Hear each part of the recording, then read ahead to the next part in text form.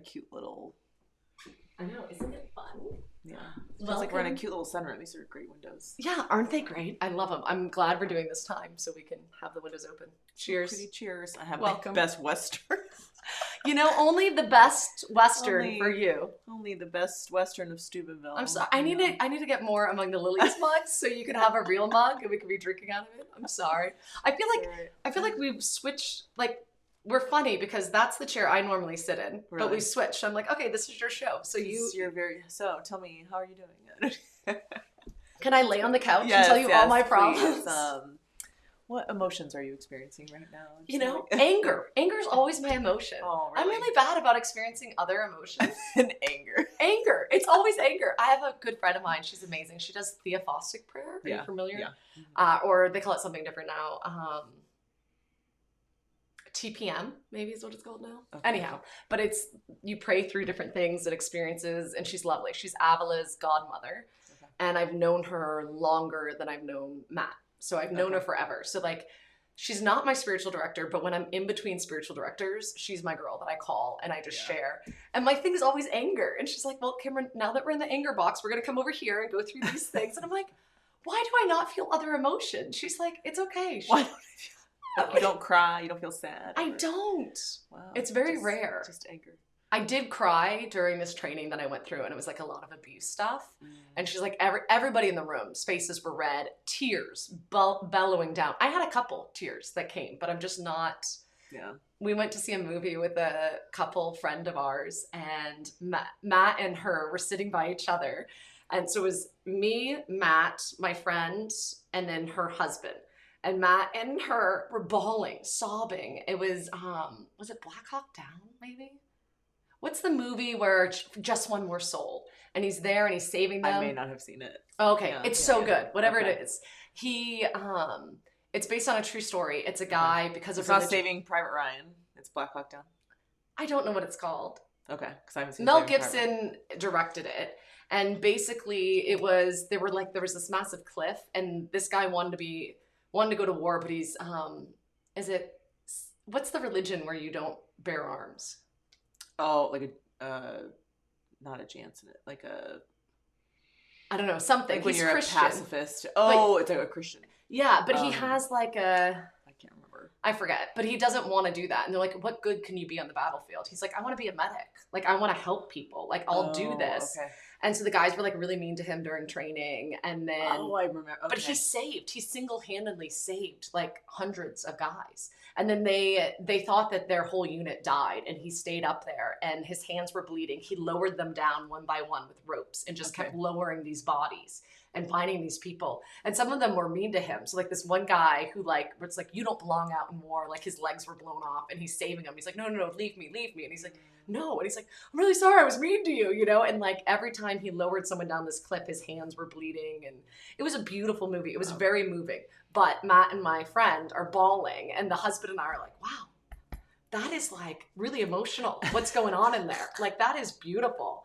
And they're like, what's wrong with you two? Why are you not crying? Like, it's so beautiful. And I'm like, it is. It's beautiful and sad. It comes out differently, maybe. Yeah, I'm a crier. I can watch You've Got Mail and still cry.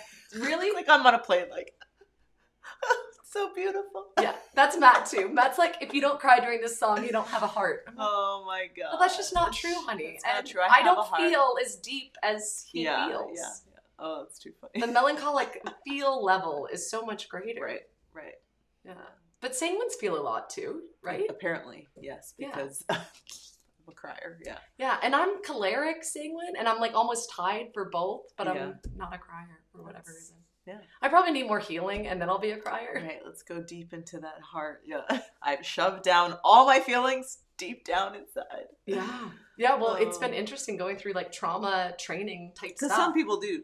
They do that when they have trauma. Yeah. Especially when they've had, I was reading a book about narcissism, which my friends like to make fun of me because, not that I think everyone's a narcissist, but my God, narcissist, it's, it's bad. I'm joking, not all the time, but when I see signs, you're like, those are signs of narcissism. Like, you're not necessarily a narcissist, but you need to see what you're doing. When you're very manipulative and gaslight, and a lot of times it's very charismatic kind of, yeah. So I've worked for people who were narcissists, and I studied psychology in college, but when I started working for this one narcissist, I like started researching it again, and I was like, oh. So anyways, I was reading this book called Narcissism by a psychologist, and he was talking about how narcissists, he's like, none of them had a good childhood. That's the reason. Why is because they, from trauma, their parents either overindulged them emotionally or underindulged them emotionally, and they've essentially shoved down their feelings so deep they create like a false self. Yeah. It's a personality disorder. Yeah. I mean, so they're creating this like, and he had this one woman in his office that he was like, no, tell me about your childhood. What was it like? She's like, oh, it was great. And he's like, no, narcissist childhood was great. And she just has a smile. And he's like, tell me about your father. She's like, oh yeah, he used to abuse me. And just had this all through a smile. All through a smile. And I was like, oh yeah, it's like I personally have met people. I met somebody recently who had that kind of, it was like a shell. It was like talking to, and you're like, oh my gosh. And then come to find out this young woman had been abused in her childhood and sexually abused. And I'm like, that makes complete sense, because you're like shoving, you're like, I don't want to feel. You have to disassociate. Yeah. Disconnect. I don't want to feel the pain. Yeah. It's too painful. And so I've kind of created this. You know what else, where you find that? We had a friend who was in the porn industry, and her husband was a horrible, horrible man and got her into the industry because he wanted to make money. Yeah. And she said that she did that. She's like, I had to be a different person. I had to put on like this vacant, like you could almost, she was saying most of the girls, you look at their eyes and you just see vacancy. Yeah. Like you're not there. No one's home. And then no one's home. And then maybe you're not using drugs, but that happens anyhow to survive that. Right. And then she said afterwards, it's like people, like grown women acting like little girls, like sucking their thumb, rocking, shaking because of the trauma they just experienced on camera, on stage for everyone to see. Oh my gosh. And yeah, but she said that, and then we had another girl that Matt and I worked with. She was actually a former teen of ours when we lived in Ireland. Beautiful, beautiful, sweet girl. Found herself stuck for money and didn't want to go to her parents. And it wasn't a huge debt. I forget what it was. I think in the beginning it was like $1,000. She needed $1,000. Oh my gosh. So a friend of hers said the way to get it was stripping. Oh. And then she's like, I think she was 18. Beautiful girl. She was in a foreign country and started stripping, and she said the whole time she's yelling horrible things at these guys in her head, but she's putting on a smile and trying to be sexy or whatever. And she's like, and then I couldn't make any money because I had to take all the alcohol I had to drink to just get up the nerve to get on stage. She's like, I was breaking even every night. Like I still didn't have the money. Oh, and so we were really poor missionaries at the time, and Matt was like, no, we're going to get you the money. Like, what if we, like, how much money is it? Okay, we're going to get you the money. Yeah. And we called a priest friend. We took whatever money we had, which wasn't much. But we're like, okay, we're going to put a dent at your stuff. To your debt. Yeah, like a dent. A dent to your debt. Yeah. And then we called a priest friend, and he paid the rest. I think it was, like, out of pocket. And he just gave us the money. And he's like, she doesn't need to know it's from me, but here's the money. And we didn't tell her who it was. Yeah. But we called. Matt told her, listen, I love you so much. I think we named her June. I think that was her like stage name, June. And then we wrote about her. Her story's written in one of Matt's porn books. And called and to make sure that she wasn't working anymore. And then jerk on the phone. Matt's like, I just want to punch the guy in the face, right? But he's like, well, I can't tell you if she works here or not. But yeah, maybe you said something to June and you lost me a good employee. And Matt's like, you're welcome. I'm glad I lost you a good employee. Yeah. I hope she doesn't come back. If she comes back, please call me. Don't let her do this. This is horrible. It's interesting. Alob, our friend Andrew Laubacher, and he loves, like, he prays for people, and a lot of people are healed that he prays for, but he's also really getting into nutrition, and he even talks about like toxic, like I'm reading a book, The Body Keeps the Score. Yes. And how trauma affects our bodies and stays in our bodies, and how it comes out in our bodies, and how it changes our brain chemistry. But even years ago, I remember a woman I met at the Theology of the Body Institute talking about how different sin literally affects different parts of your body. So she's like, when you have like sexual sin, a lot of times it's in your gut, or like, and even abuse or whatever, how it sticks in your gut, and you feel like there's a lot. I was like, interesting, because it's like you feel that and how different stuff comes out in your body. And so Andrew was just saying, he's like, a life of virtue is literally like the healthiest thing for your body. Yeah. And because people can convince themselves like, oh, sex work is great work. It's like, no, you have literally shoved the feeling, like all that so far deep, and that is coming out in your body, that trauma, because you don't just start doing sex work if there's no there's trauma. Oh, well, what's his name? Adam Young from The Place We Find Ourselves is like, there's always the trauma before the trauma. Yeah. And often it's like, like when your parents, like, why do you go to sex? Like, what's going on in your family? And I'm like, yes. Like, there's a trauma before the trauma. There's a reason you're going here. Is because you don't feel loved, safe or loved here. Yeah. So it's just to me it's fascinating, but it gives you an understanding and a compassion for people. Like when you work with even people who do horrific things. Yeah.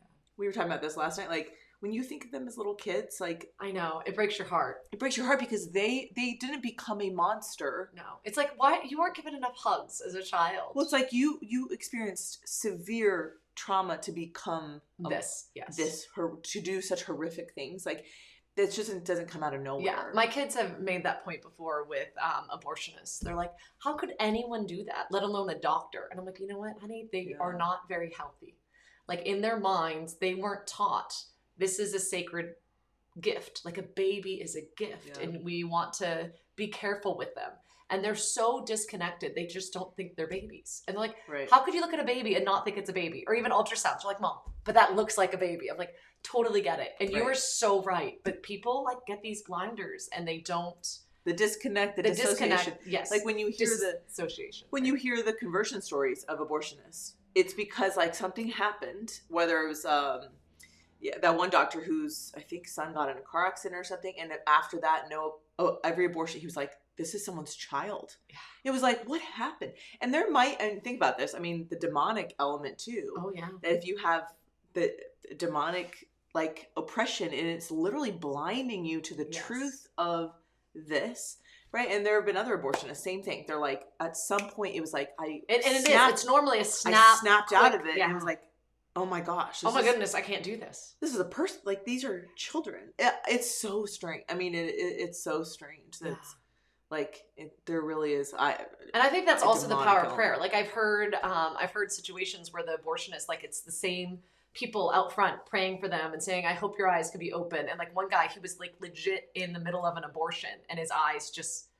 opened. Like the scales fell. Exactly. The scales fell and it was like, oh my goodness, what am I doing? And they get queasy. And like they've done hundreds of abortions prior to this point, but this one they can't do. Right. They've got to step away. But I think about like even in my own conversion, it does feel like I was raised Catholic, but when I say conversion, I was like, I didn't revert to anything because I never was. Yeah, like, that's kind of how I feel. I feel like I had a real conversion of heart and I felt like I became Catholic for the first time because the first 18 years of my life, I was just kind of going through the motions, but it felt like scales fell from my eyes. Like, what in the world? Like, it's like a whole new world was opened to me. So it's completely understandable that like there's like this veil over you that you just can't see the reality or the truth of something. And then I think that's part of the beauty of these healing ministries, like what Dr. Bob's doing, Sister Miriam, like The Place We Find Ourselves, that Adam guy. Like I think there's a lot going on that's like, okay, like we got to look at that. Where is that coming from? Why am I so, and I think especially when we're so offended by something, it's like, okay, why are we so offended? Yeah, what triggered that? Why are you experiencing that? Like go deeper. And most people don't want to. Most people it's easier to point at you. No, this isn't my issue. It's your fault. Right. You said something that upset me. So you are the one to blame. I need to attack you. And it's like, that's not going to help anyone. Like, and we never look at our own. We need to look at like, okay, Lord, why did that stir something up? Right. Matt and I had something the other day and he had no idea where I was coming from. And I didn't want to tell him about it, but I like kind of brought it up and he's like, oh my goodness, I had no idea. Like, why didn't you tell me this sooner? And I'm like, I don't know. I don't like talking about it. But it was like, I had to bring that up and be like, just, this is how I'm feeling, or this is what's going on. Yeah. And so and I'll say like our wounds are just rubbing up against each other. Like Matt and I are, any intimate relationship, right? Your wounds are going to rub up against each other. And to have someone that loves you enough to say, let's look at that. Like, why is, and that's why I think prayer is so important, to like step away and be like, all right, Lord, why was I so overly offended by that? Right. And it's like, there's something in me. And then that I can actually change. I can't change what you said. Right. And most people don't know themselves, and most people don't have any interior life. So they never ask those questions. I mean, obviously that's the beauty of therapy, is people are for the first time starting to ask the questions, like, and the therapist is asking them the questions. And but most I was thinking, like, man, most people go through life just never asking why did I get angry about that? Why did, like, where is that coming from?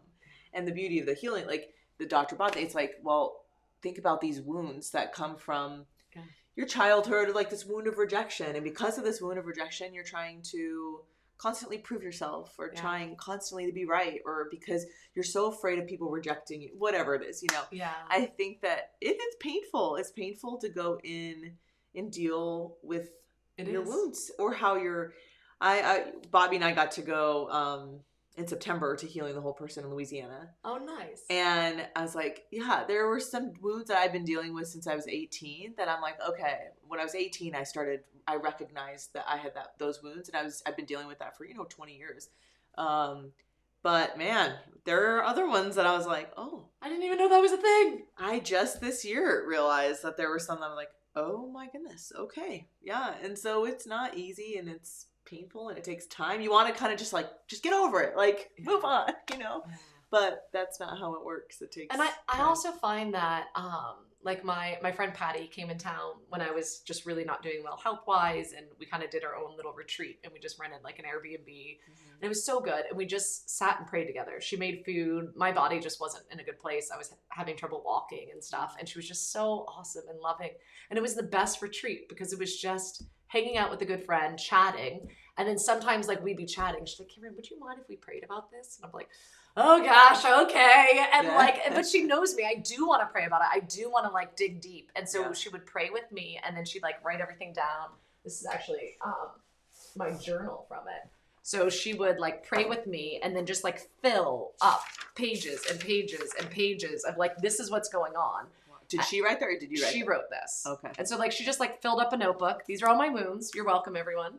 But what's so great is she would ask Jesus into it. So like there would be a situation. I'm like, oh gosh, I have no idea how to handle it. And she's like, let's just invite Jesus in. And it was so simple. She just invite Jesus in. I'm like, oh my goodness, Jesus doesn't want me. Like I had this one thing. Where we stayed, there was a pond, like a big pond, little lake, whatever. And there was a rowboat and some flowing things. So I had a lot of stuff. Like the Lord very much speaks to me in and through nature. Yeah. And I was sharing about a time when Peter was a baby. He was an NICU baby. So Brian Regan's joke about what it's like having a fourth baby. He's like, well, pretend that you're swimming with three kids. Or Gaffigan. Yeah. Who did I say? Brian Regan. Oh, no, Gaffigan. Which I can quote all his stuff. I know, too, I love him too. No, but Gaffigan. And he's like, imagine you're in a pool and you're drowning, and then someone hands you a baby. Right, like, that was my experience with Peter. So he was like a NICU baby. He kept almost dying. He was connected to all these things. I had horrible postpartum depression. And so I was talking about something, and I said I just felt like I was trying to get words for the emotion, and I kept coming back to like drowning and all this stuff. And she's like, okay, invite Jesus into that, And the whole thing was, I felt guilty that I couldn't get everyone out of the water. Like everybody was depending on me, and now everyone's drowning. Yeah. And this is horrible. And like through inviting Jesus into it, Jesus was just like, I just want you to keep their heads above water. You're doing an amazing job.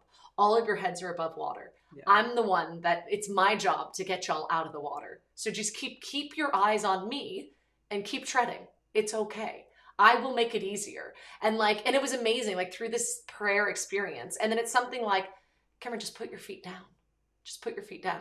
And it's like, wait a minute, I can stand here. And it's like, yeah, I told you, I've got this. Like, this is hard. Yes, you're dealing with a lot, but it's not as hard as you're making it being. You're trying to save everyone, and I don't want that. You can stand.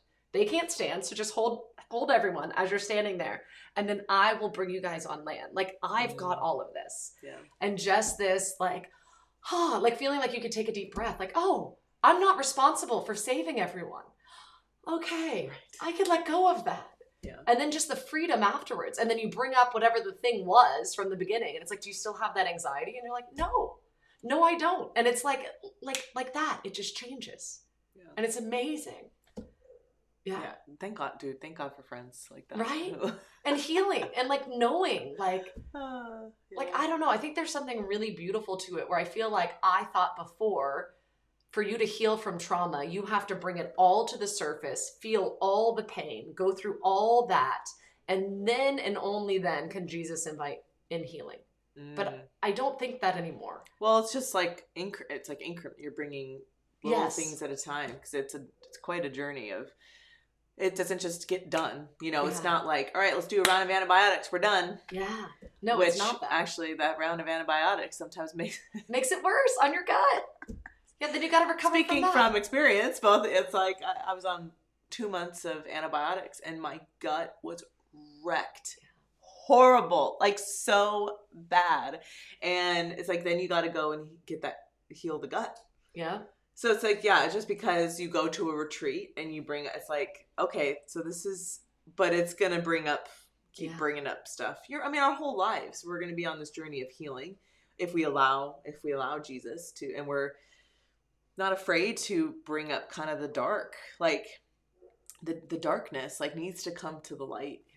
And the devil loves, I always kind of say, like, the devil loves when we keep things in the dark. He loves when he owns it. Yeah. Because he has power over it. And that's where the lies can continue. And we believe the lies when we keep all that stuff in the dark. And he loves to keep us isolated from other people. Like, oh, you're the only one who struggles with this. No one else. Like those kind of lies. Like, oh, you're disgusting. No one else understands. If they knew the real you. And no one ever felt this way. Like, if you were a better woman, you wouldn't experience this. Right. Or if you were, whatever. Yeah. If you were a good mom, you wouldn't be thinking what you're thinking right now. Right. But no, we all have our breaking points and limits, and we need to ask for help. Right. And we need to say, I can't do this alone. Right. We all do have our breaking points. Yeah. That's why when people are just kind of assume that like every Catholic needs to have however many children, I'm like, no. I kind of can realize, like, no, there are moms who definitely can't. They would break them. Yeah. To have, just every personality is different, every temperament's different, and we've been raised. I'm like, not everyone could like there are literally and some bodies can't do that. Like my body, like almost like both Peter and I almost died, and then I almost died with the one after. And like my body just was done. Like I love babies. Like from the time I was little, I couldn't wait to be pregnant and have kids. Like, I don't know, I've always had such a strong desire to be a mom. And I was 34 or 35 when that door closed. I just was so sick. And and it was like, nope, your body's not functioning. You have sick organs that need to be removed. And I remember going through and like being so angry that I had to have a hysterectomy. And I knew in the moment, I'm like, okay, if I have to do this, I need to scream it from the rooftop because I don't want it. I think when it's certain things like that, like having a hysterectomy, like my mom even said to me, she's like, Cameron, this is going to be the best gift you ever gave yourself. And like, that hurts so bad. And I was like, no, I don't want this. I don't want to close the door to having children. I wish I could have more. But I had good friends of mine that ended up having hysterectomies and didn't tell me because they thought I would think they were less. And it was medical stuff. Right. It was a medical reason. Right. And they're like, well, no, because you're Catholic. You guys are against this. And I'm like, no. As Catholics, we're against sterilization. But just because you have sick organs in your body that needs to be removed, that does not mean you're against life. And I remember like talking about it, and so many women like had lived with this horrible guilt for so long, and they're like, I've never told anyone because I was so ashamed. I was so ashamed, and like, and the devil uses it and keeps it in the dark. I'm like, you're a horrible mom. That's why you had to have a hysterectomy. And a part of you was relieved. You don't have to do charting anymore or whatever, and that like, oh yeah, that happens too with people who struggle with infertility. Yes. Like the amount of I had a friend who they were struggling. I have a lot of friends who were struggling to get pregnant. But one of them, she worked at a Catholic place, and one of the coworkers, after 18, however a year and a half maybe of trying to get pregnant, they weren't pregnant yet, and the coworker was like, you can only use NFP for grave reasons, and I was like, I Oh, I would have hit her. Yeah, I was like, It was a woman, wasn't it? In the grace. Well, of course, right. I was like, I don't know how you have the grace to not punch that person in the face. I mean, I've never punched somebody, but you kind of. Oh, I have. It feels really good. I've punched multiple people in the face. Really? Yeah, it's like my go-to emotion. I slapped one guy in my life. The first time I did it really bad, I broke a boy's nose. I was in 2nd grade. Oh my god. He said that I couldn't play soccer unless I made him let me play. Okay, so he said I couldn't play soccer unless I made him let me play. And I was like, all right, I'll make you. And so I punched him. So I got to play. It was great. But then the nuns got me. I got sent to the principal's office, and this nun's talking to me about it. And it's like, Cameron, do you know why you're here? I'm like, sister, I need you to know he asked me to do that. He asked you to punch him in the face. I'm like, sister, he did. Okay, I totally see how your children are. Yes, now, right. like, knowing your kids, I'm like, oh my gosh, I can see little Cameron being like a 2nd grader, being like, he asked me to do it. He asked me. I did him a favor. Yeah, this is totally logical. Yeah, and then she's like, no, he didn't ask you. I'm like, he said I had to make him let me play, and that was the only way. And the guy was a bully. I'm like, sister, you know he's a bully. He's mean to so many people. Yeah. He's like, Cameron, it doesn't give you the right to, like, look at him. He had his nose was broken. He had 2 black eyes. He's a little nice back on crying. And I was like, I really think he deserved it, sister. Oh, you are your child. Yes, your child. I could totally see this. That's hilarious. Oh my gosh. But you know what? He wasn't a bully after that. Like, I should not have punched him. Legit. Right. Should not have punched him. Advocating punching. No. But I've punched multiple people since then. Yeah, I definitely, I'm telling you, my go-to emotion's anger and injustice. I can't stand injustice. Yeah. So I was in high school, and there was this guy who just thought he was all that. And I just didn't like him. He was very cocky, very conceited. He was a lot bigger than me, and I probably shouldn't have gotten in his face, but he did something to to a girl that was very small. She was a cheerleader. She was half my size. Like, I was never a big person, but I was an athlete. Yeah, so you're tall. Yeah, I'm tall, and I was strong back then, but not compared to this football player. And he said something that was just so mean, and I got in his face, and I was like, how dare you? And I was trying to put him in his place, and he just, like, picked me up and threw me. And I was like, oh my gosh. I was like, all right, note to self, don't go after big, stronger people. But then all the guys, like, this is late 90s when I'm in high school, and but there was 3 guys that all got up and got in that guy's face and put him in his place. And I was like, you know what?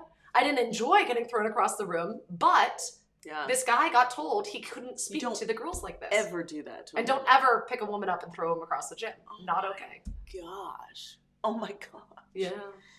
Wow. Yeah. So yeah, the injustice. I feel injustice. Like, I'm like, that's not okay. Especially when it's to someone that's not going to stand up for themselves. Right.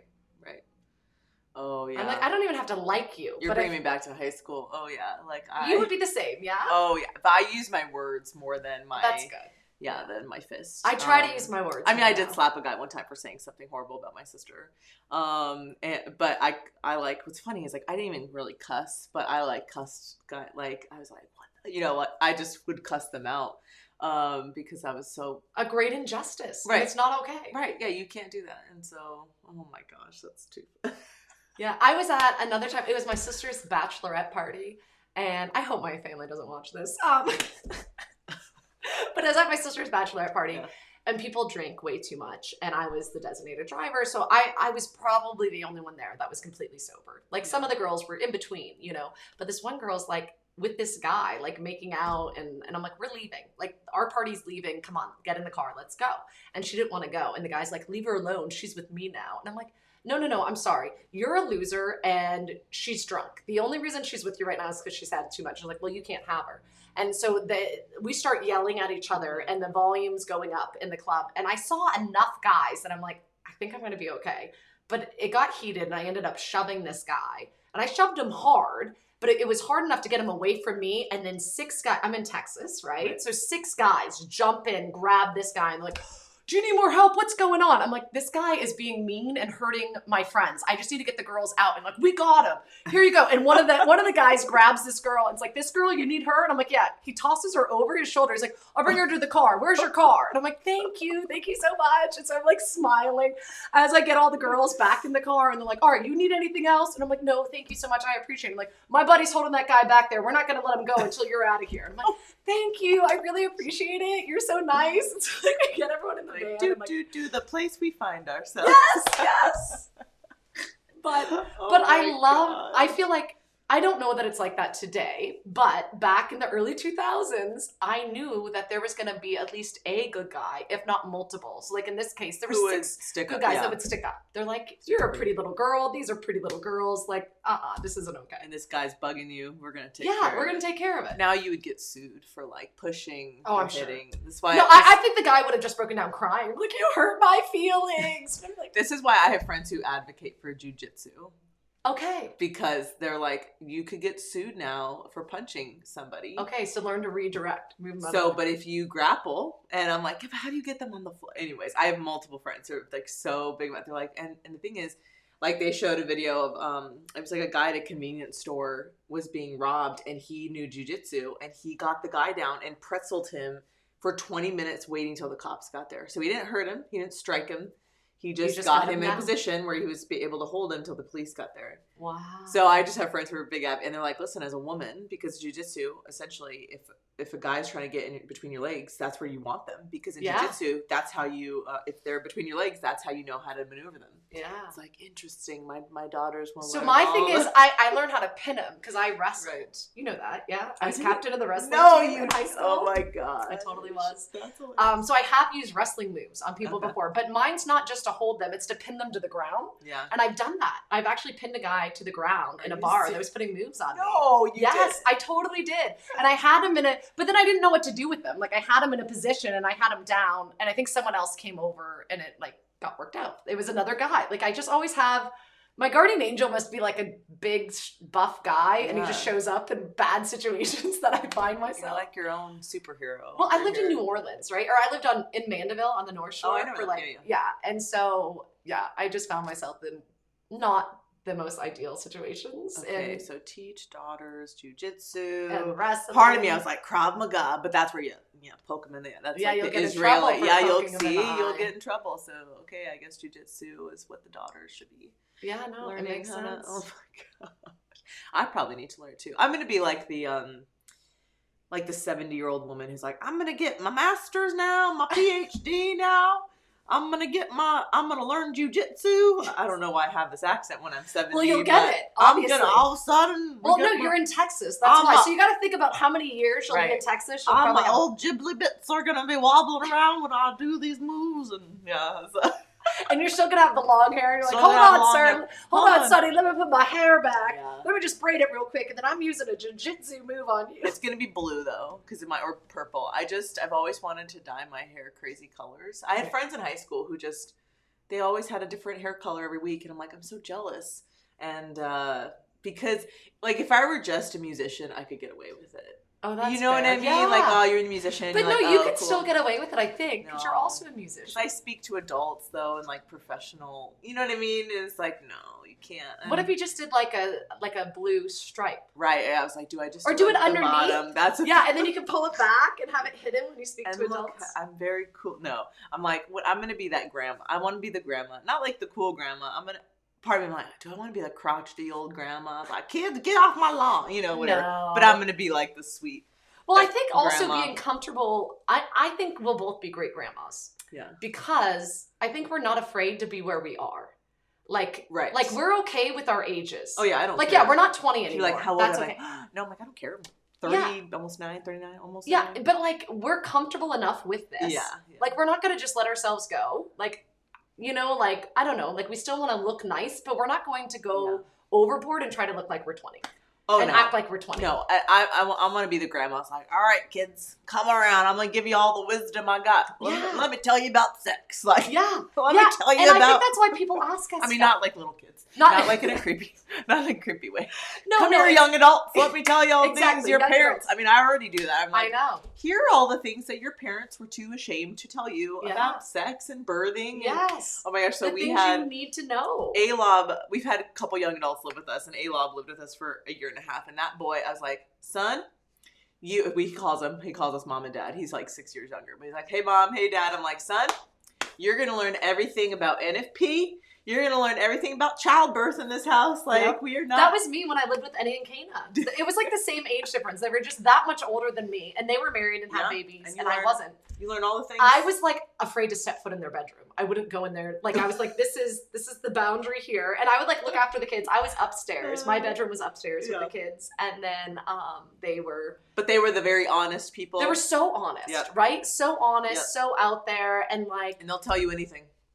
Any question. No shame. Yeah, exactly. And both of them, not just Kana, but any two, oh, right? I believe it. So both of them. But it was great for when I got married, and it was like they were my first phone calls, or even when I had postpartum. I remember calling Kana and being like, Kana, Matt won't leave me alone. I am fine. He thinks I'm depressed or something. I'm not. And she's like, okay, that's fine, Cameron.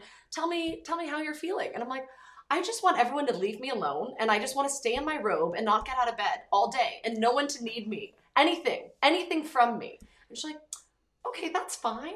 How else are you feeling? And she's like, okay, so I'm going to have you call the doctor. You're not depressed, but there's a dark cloud over your head. Because I'm like, I'm not depressed. She's like, no, you're totally not depressed, honey. That's totally fine. Yeah. Call the doctor, tell him to give you some medicine, and that dark cloud will shove away, and you'll feel so much better. And so it's like, okay, but I'm not depressed. She's like, of course, no, you're not depressed. I'm like, okay, great. So I call the doctor, and then like a day or two later, I'm like, Kana, do you know the medicine he gave me is for postpartum depression? And she was so loving and so sweet. She's like, yeah, it helps with any of the post-baby stuff. Any of that, it'll help with. And I'm like, well, I feel so much better, but I wasn't depressed. And she's like, of course not. It is. It's like a cloud lifts all of a sudden. It is, and you don't always realize you're in it until and then it's gone, and you're like, oh my gosh. I guess I was in this cloud that just felt horrible. Yeah, not great. No. But I feel like we all need those people in our lives who are just being very honest and real. Yeah, and not think less of you. It's like, if anything, I think more of you, that you're willing to admit you don't have it all together right now, and you need help.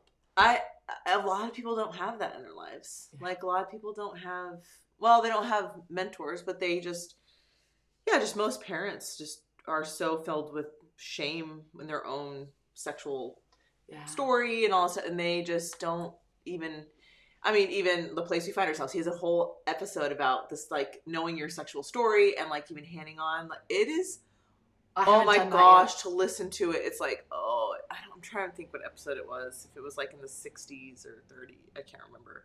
I feel like I got really into it when he first came out and listened to a bunch, and then I kind of fell away, and I was doing more Dr. Bob and Jake's thing. Which I did that first, and still listening to them, but then started listening to Place We Find Ourselves, which is so good. But he's like, even if, the thing is, like, even when our parents don't say anything about sex, it fills it with shame. Yeah, it does. It feels like, and he shares his own story, and it's like, oh my gosh. My mom, do you want to know when my mom went to give me the sex talk? I was either a freshman or sophomore in high school, and a good friend of mine got pregnant. Mm-hmm. And I'm in the car with my best friend, Rachel. I feel so bad for poor Rachel. My best friend's in the car with me. And my mom is like, so girls, I think it's time. I'm going to talk to you about the birds and the bees. And we're like, sorry, did you miss the fact that she's pregnant? My friend Rachel was not pregnant, but a mutual friend of ours was pregnant. And we're like, Mom, she's pregnant. Like, there's nothing for you to, no, girls, I need to tell you about some things. And we're like, are you kidding me? We were, I forget how old we were, 15 or 16, but it was like, no, this chat, if you wanted to have this chat, it should have been 5 years ago. Right. You know? And then my mom would also look at my poor friend, and she'd be like, don't worry, one day you'll develop, one day you're going to get boobs. And I'm like, Mom, that is so mean. And I was, at the time, I was rather large-chested, and my poor best friend was very flat. And my mom, like, I think gave her a complex about it.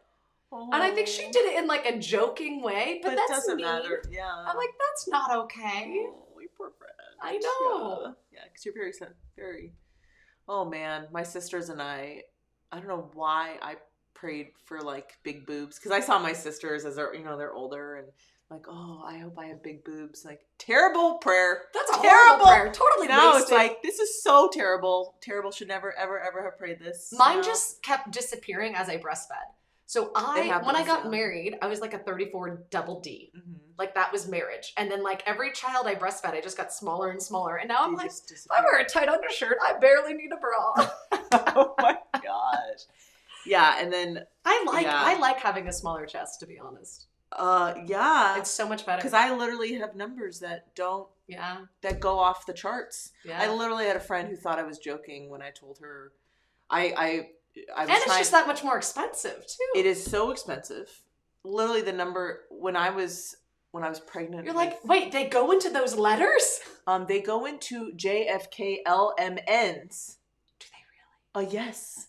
Oh. I know. Yes, thank you. Sorry. Yeah, when sorry. you get, but hey, good for your babies. I bet you fatten those kids up. they were like freaking bowling balls. You know how painful that is when you just have a baby. So by the way, for those of you who don't know, when you just have your baby, all the milk comes in and it is like rocks. Mm-hmm. Oh my gosh! Take a hot shower. Mm-hmm. That's about it. They take a warm shower, get those things soft again. It is painful. Yeah, in Ireland, I had my first two in Ireland, and they would bring you in cabbage leaves. Right, they would cabbage have it leaves in the fridge to put on and help. Yeah, take a hot or warm shower, and then bring in some cabbage leaves. Or else that mastitis. Oh, do you know I had mastitis so bad with Avila? They thought it was a lump. They thought I had cancer.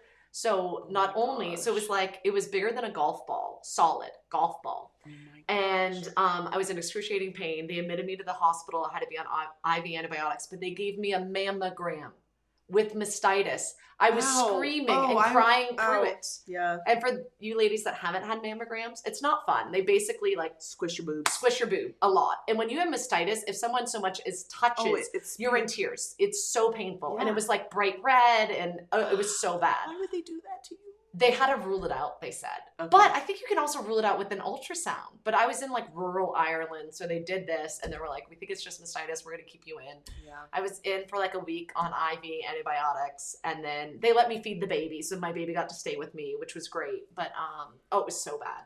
So bad. I had everything. I had the thrush, and every baby, I was horrible at breastfeeding. I had C-sections, so my milk supply just never was quite good enough. But I loved it. I loved breastfeeding, and I probably had mastitis like at least 40 times. Oh my gosh. So many times. Yeah. Yeah. Oh, yeah. I've had it once and it was horrible. Yeah. I mean, but then just after every baby, it's just like, trying to prevent them. Just how painful and I think it is. Once you already have it in one milk duct, it's more likely to get it. Yeah. So even with my first, I had it multiple times. Oh Lord. Oh, I feel like there needs to be like did you do a postpartum or like a... Oh my goodness. Do you know Father Bill Young, Monsignor William Young from Houston? He used to be at St. Thomas More. He was like the priest in charge of the Life Teen, what was it called?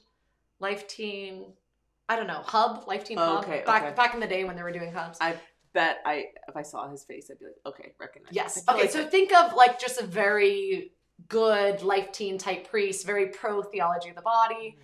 So Liam is named after him. He's William after him. But he was coming to visit me in Ireland, and I was supposed to have Liam before, but Father Bill ended up flying in like the day I got out of the hospital. And so worlds collided. But I called Courtney Barda, one of my good friends, and was like, hey, I can't even afford a nursing bra. They're like 70 euros, 80 euros for one bra. I was like, would you mind buying one and just wrapping it and putting it, and I'll give you the money. And she's like, oh, sure. So she goes to give it to Father Bill so he can bring it. And he's like, what is it? And Courtney's like, I'm not going to tell you. It's just something personal for Cameron. He's like, I'm going to open it. So tell me. And so she ended up telling him. And he's like, oh my goodness. Okay, I'm on it. He calls one of his parishioners who teaches the Leche League. And it's like, listen, Cameron needs breastfeeding stuff. Just could you buy her a bunch of stuff? Like whatever it is, I'll pay you back. And she's like, no, Father Bill, I'll buy it. It's fine. So there's a Leche League, which is like a breastfeeding manual book. There's nipple shields. There's which breastfeeding. Great. Right? Nipple shields. Hey, if you've never heard of nipple shields. I mean, it's great. So this is really for the breastfeeding moms or the pregnant moms right now. So breastfeeding bras, tank tops, like all this stuff. So all he has in his suitcase is all breastfeeding paraphernalia, right? And then like his mask kit and his collar.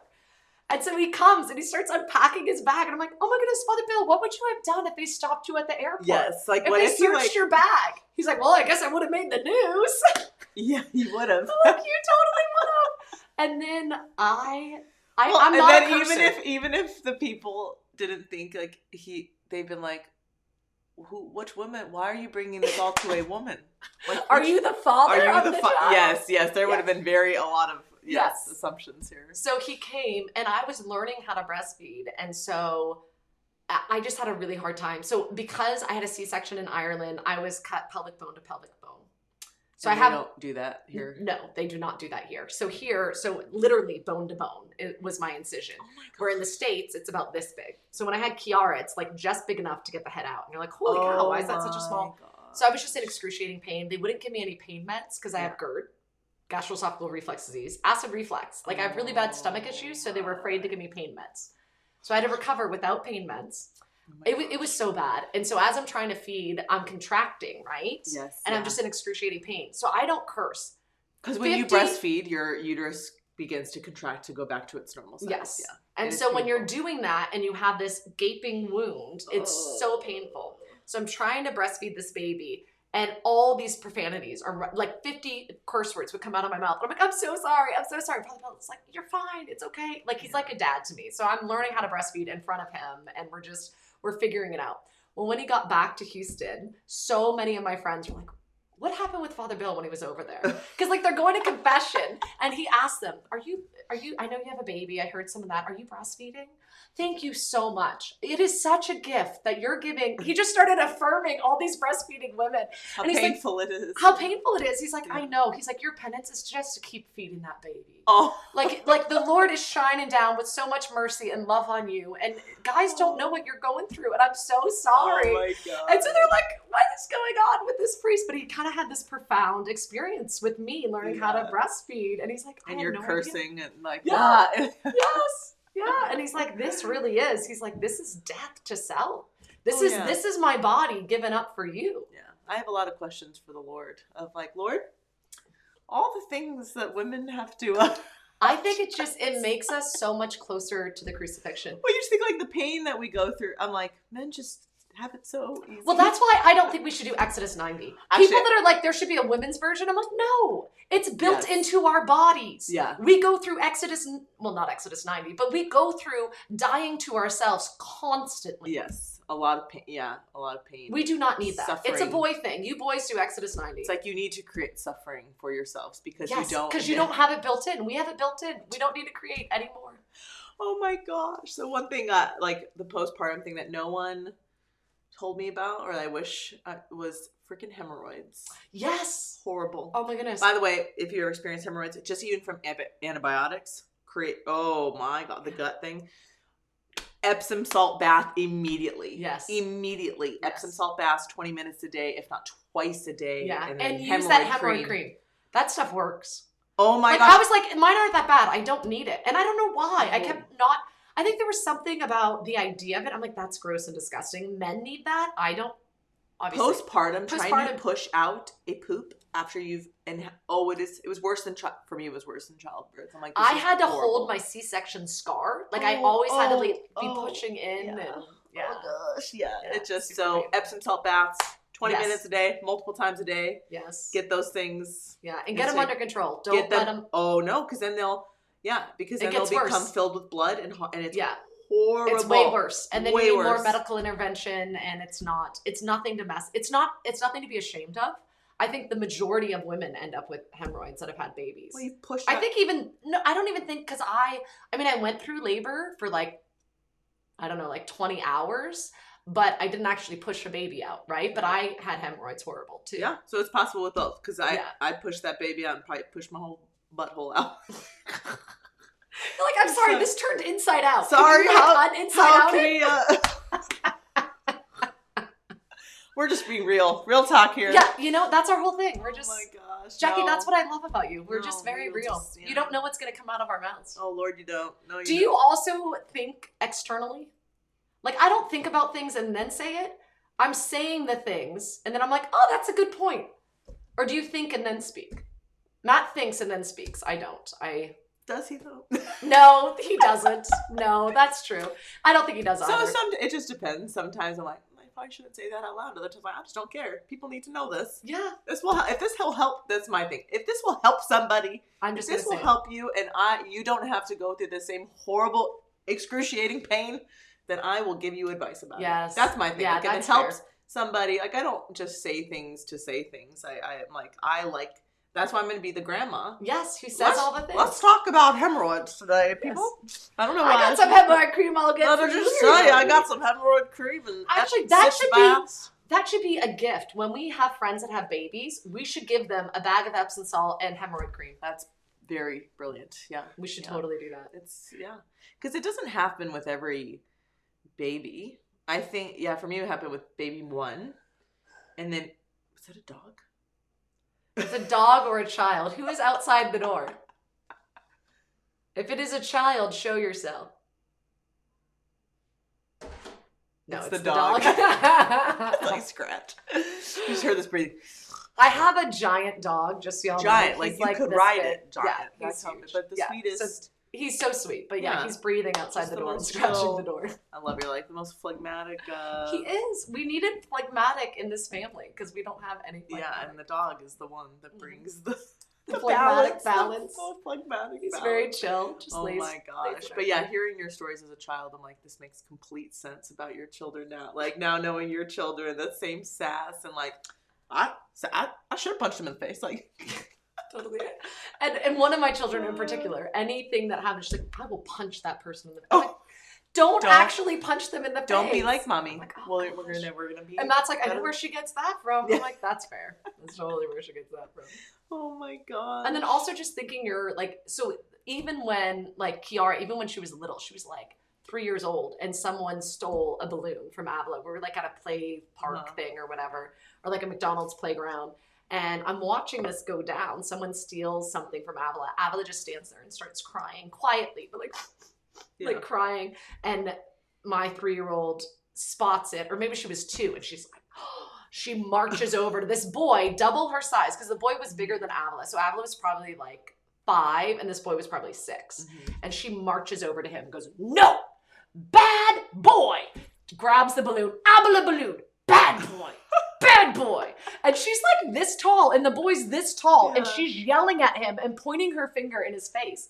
And I'm watching the mom to see if the mom's, because I've watched the whole thing go down. I'm like, oh gosh. And I'm waiting to see if the mom says anything. Yeah. She doesn't, because I would have been like, no, your son stole something from my daughter. Right. So she like puts this boy in his place, goes back over, gives the balloon to Avila, and turns back and goes to the boy. And the boy was just like, huh, and like just walked off. And she was 3. Yeah.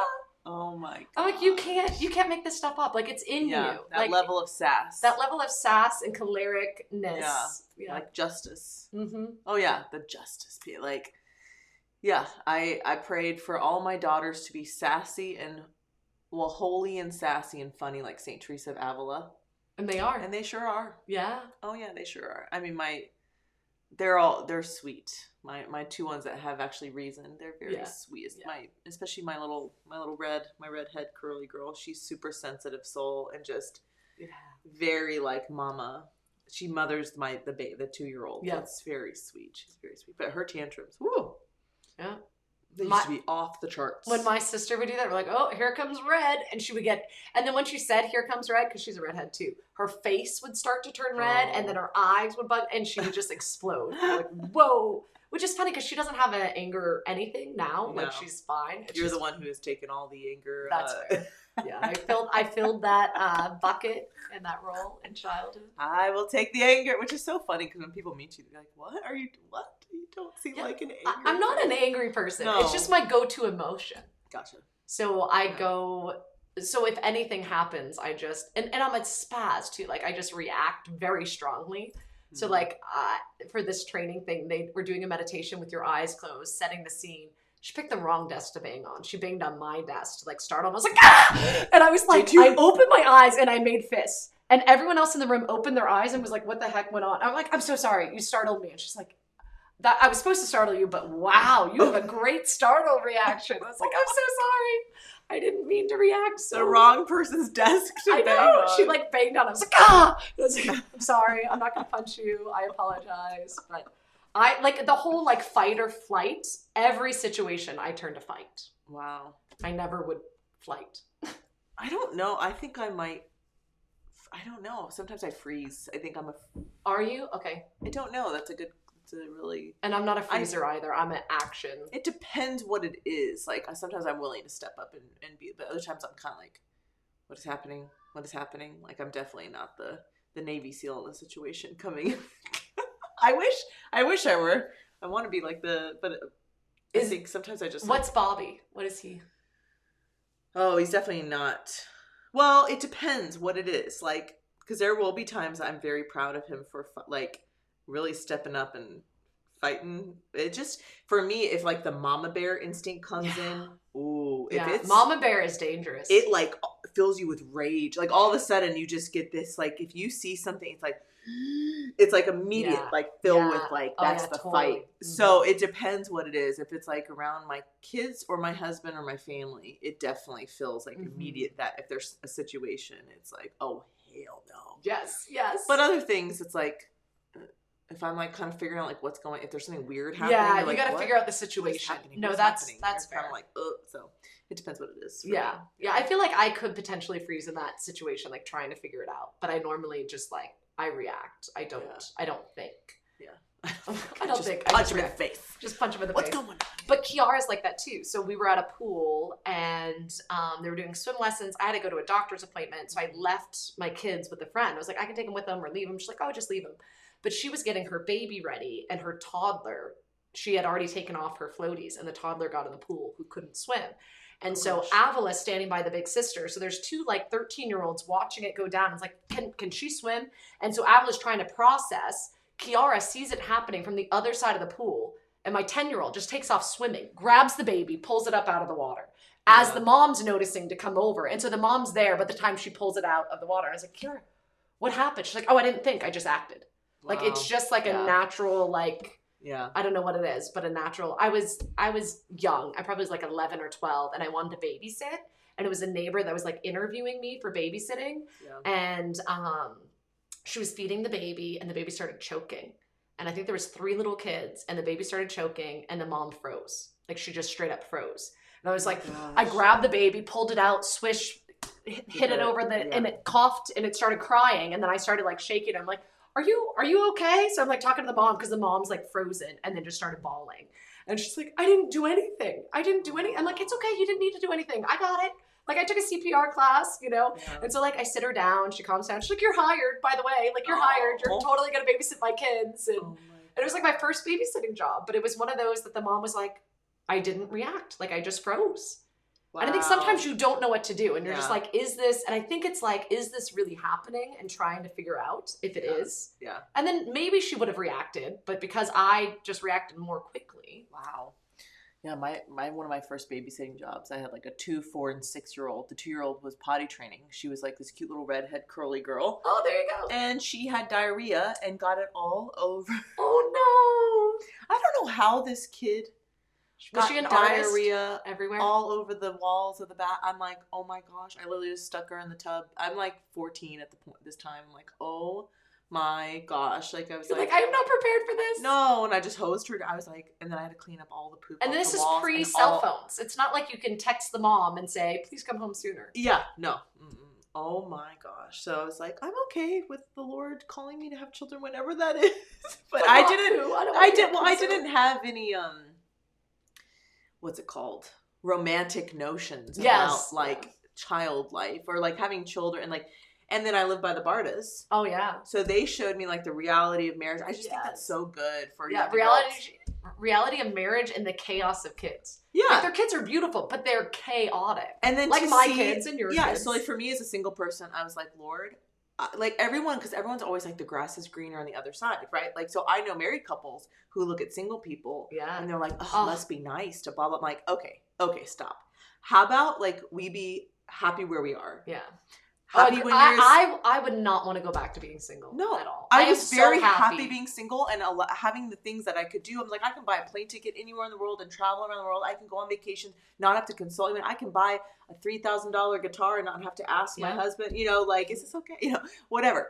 That was great for then. Yeah. And I was at the time, I knew, like, I know this will change. Yeah. And I'm not going to idolize marriages because I know that they have sacrifices too. And now that I'm married, I don't want to look at single people like, oh, well, good, must be nice. Because I know people who do that. And it's like, I think you're just miserable. Like, no matter where you are.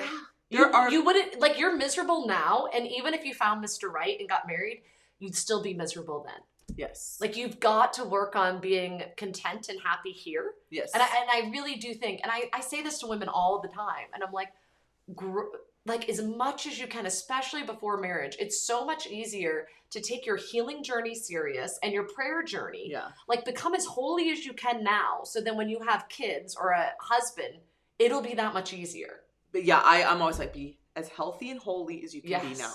Like start it now. Start the journey now. Yes. Because it only helps things be better. Yeah, neither of us did that, Matt nor I. Like we also just got married really young. And How old were you guys when you got married? He was 22 and I was 24. Okay. Yeah, you guys were young. Yeah. Whereas Bobby and I did have like 10 years of going through it, and he had gone through therapy, and we'd both gone on quite the journey before we met each other around 28. I got married at 29. He was 28, I think. And so you guys were able to do more healing prior to. Yes. And we did. I don't mean we didn't do any healing. But you were young. We were kids. And you're still growing. And that taught us so many together. things. And I'm so grateful for that foundation that gave us. Right. And I think we both had a decent prayer life, yeah. Which was really good. But I definitely wish that, and I definitely thought, I looked at all my friends that were married and I was like, oh yeah. Like I didn't expect it to be perfect, but I wanted to be where they were at. Right. Right. And that's not going to always happen. Yeah. No. But yeah, I highly recommend just start the healing journey now, because it doesn't get any easier. It's in harder marriage. because you're still doing it in marriage, Yeah, but of course, now you yeah. have way less time. Yeah, I mean, when I was single, I was going to daily mass, adoration all the time. I'm able to just have so much free time. Yeah, that journal, this was 2 months ago, and I have my prayer journal that I'm like, oh, I need to put it all in here and pray about it, and yeah, I haven't found the time to do it. And you can have like as a parent, it's so much harder to have a schedule. Yeah. Because you have kids who break the schedule all the time. Yeah. Like even the sleep, like, so we did reform, and I was telling them, I was like, it would be nice to get 9 hours of sleep, but I have a 2-year-old. Yeah. By the way, I personally think toddler sleep is way worse than baby time. Like for me, because I co-slept with my babies and it was awesome because, so I tried to do it the pediatrician way where they're like, put them in a crib. And I'm like, I was a zombie. Yeah. No, I agree. Horrible. I do much better when my baby's in my bed. So, and then you also can breastfeed and still be asleep. Well, that's the thing. And then the baby never wakes up. Yeah. And they don't poop because they're never fully awake. And then you don't have to spend 2 hours getting them back. So that's always my only unsolicited advice is co-sleeping helps you and your sleep. If you're able to, now that's the hard part when you're not able to breastfeed. Right. I don't know what you would do. But even so, like even when Peter was on a feeding tube, I had him in bed with me. Yeah. And which so 90-something% of the world does. Because pediatricians like, you're going to kill your baby. It's so weird. Like, you're going to roll over your baby. I always made sure Matt wasn't too close. So I would sleep like this and the baby would be here. So Matt would hit my arm. I was never nervous about me, which is funny because he's a light sleeper and I'm a deep sleeper. And I used to be such a deep sleeper. Like my siblings couldn't wake me up. Like I slept through a hurricane. Like I am just, but when I had babies, I became a light sleeper. Yeah. I was just so in tune with them. And I also feel like you almost woke up knowing that they needed to feed and you just like turn over sideways and then they Bobby would stay on his little tiny quadrant. He would never move, which is great.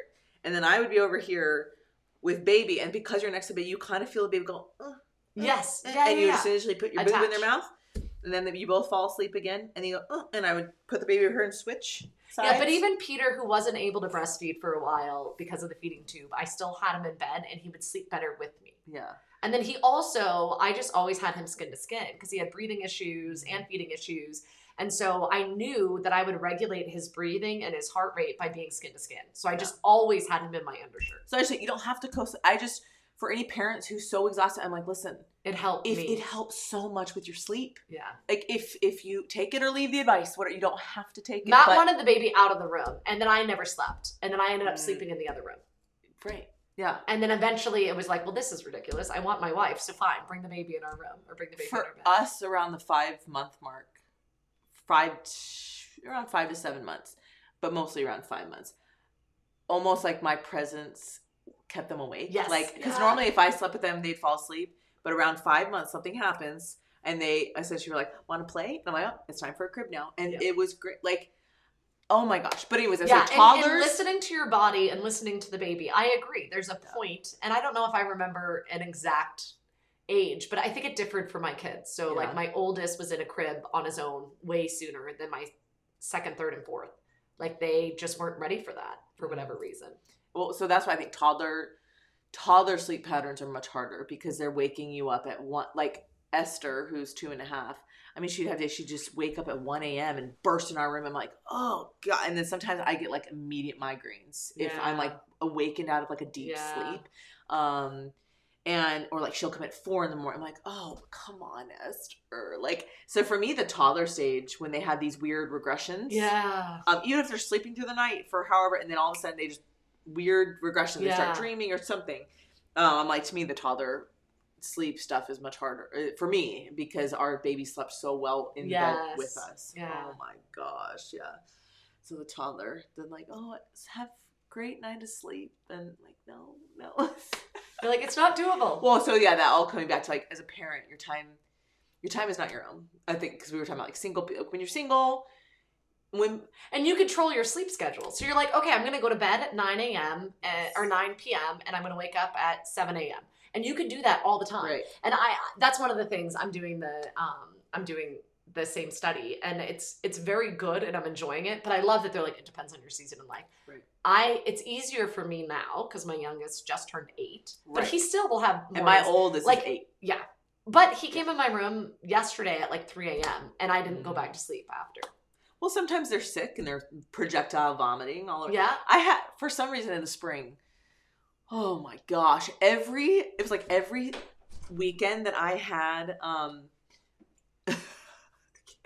every single time I had. I'll be out in a little bit, buddy, okay?